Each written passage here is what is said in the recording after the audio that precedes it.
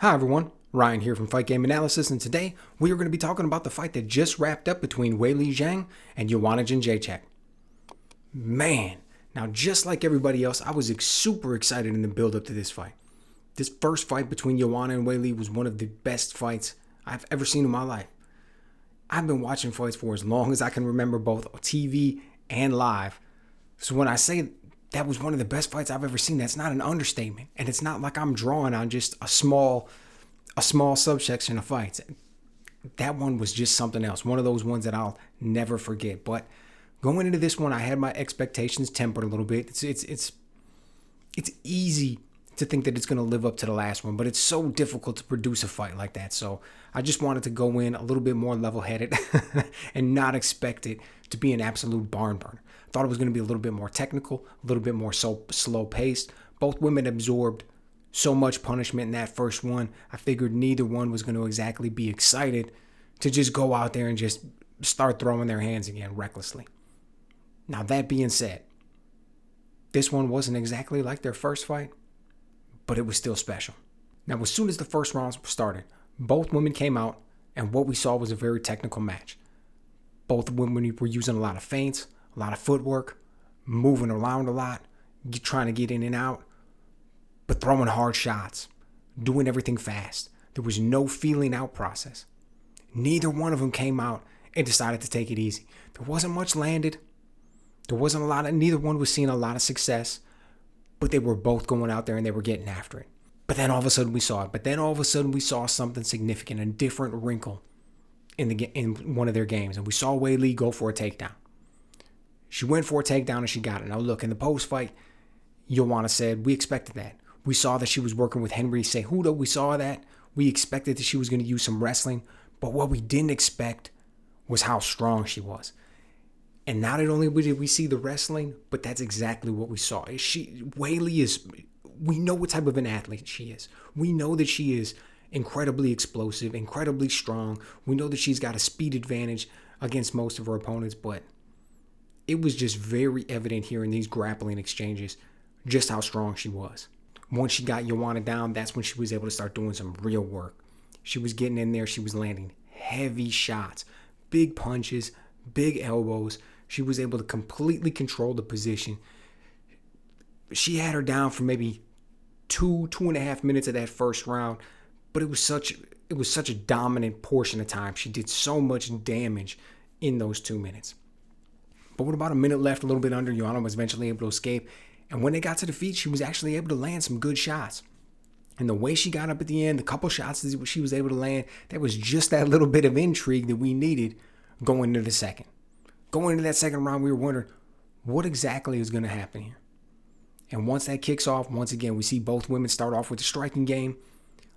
Weili's using a little bit more of a kick-heavy approach. Joanna's trying to come in behind the jab and that right hand. But once again, neither one of them are able to really get anything going.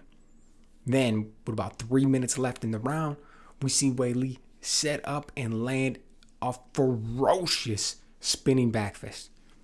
Joanna's coming in behind that in that southpaw stance. She's trying to create some opportunities. She comes in behind that left hand and a right hook.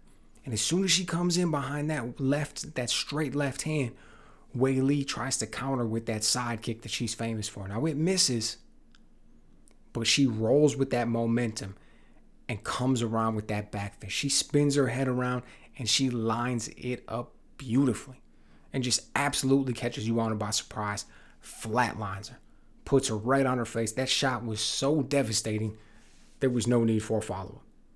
Now, not only was that a great showing of sportsmanship by Weili, but it was also a sign of just how final that blow was. Everybody in there knew that there was no need for a follow-up. There was no need for any more shots. That was it, game over. Now, going into this post-fight, we got two interesting developments. One kind of expected and one not. First of all, Weili calls out Carla for the title fight. That's the one that we could expect. I mean, Weili is an absolute beast. You take out that one fight with Rose where she got caught with that kick early, and look how dominant she's been for so long against the absolute best in the division. Yeah, I know she lost the rematch against Rose. True, that was debatable. That was a very close fight. But again, you're dealing with the absolute top of the division. But after you go look at this fight, this performance that she just put on tonight against Joanna, #1 contender, calls out Carla.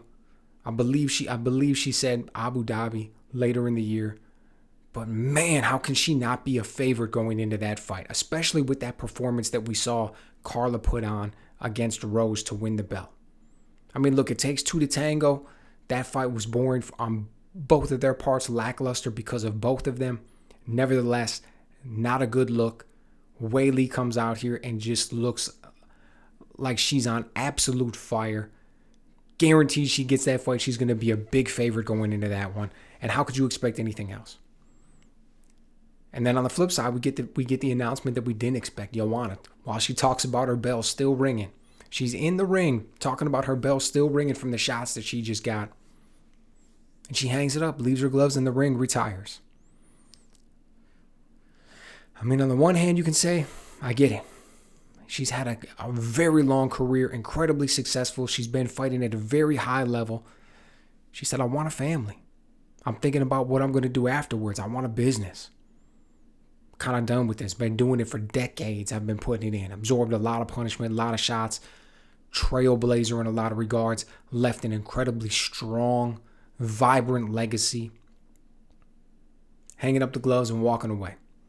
I get it. I understand. I wish her nothing but the best, man. It has been an absolute honor and a pleasure to watch her get in the octagon and perform her craft. I love everything she brought to it before tonight. Love everything that she brought to tonight, even though it was a losing effort. As I said, what an honor and a pleasure watching somebody so skilled go in there and practice their craft for so long. So, let me know what you guys think. What did you think about this performance by Weili tonight? Was she more dominant that you thought she would be? Watching her on her social media going into this fight, knowing that she was working with Henry Cejudo out there in Arizona, did you think that she was going to be able to use the grappling the way that she was? I mean, that ground and pound that she landed in there was absolutely ferocious. Those elbows that she was raining down, the way she was able to control that top position, the punches that she was landing. And then eventually to set up that back fist. There was no luck involved there. The way that she spun around, the way that she lined that up. Absolutely dominant. What did you think about it? And what do you think about her going into that fight with Carla Esparza? Let me know what you guys think.